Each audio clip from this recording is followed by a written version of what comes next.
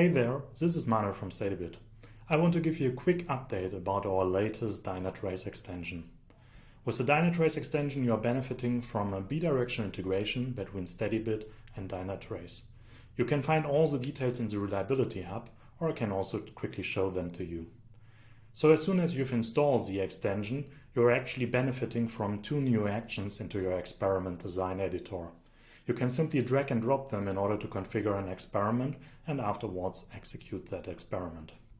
I already did that for that experiment over here, and you can see that I'm actually crash looping a container of a specific deployment with another action, and then checking with the Dynatrace extensions actions whether Dynatrace is noticing a problem and alerting on this one. And in order to avoid confusion and informing anyone about that, I'm actually muting also the alerting functionality in Dynatrace. And whenever I want to see more details about that particular problem in Dynatrace, I can just jump from Steadybit directly into Dynatrace. You can find that experiment as a recipe in the Reliability Hub to get you started as easy as possible.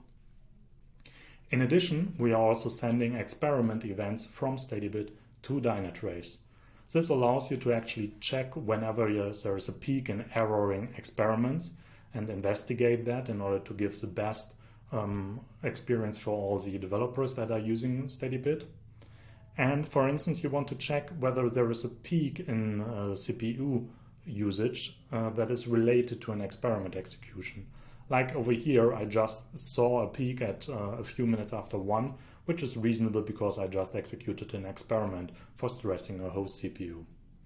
You can check out all the details at hub.steadybit.com, and I'm really looking forward to your feedback.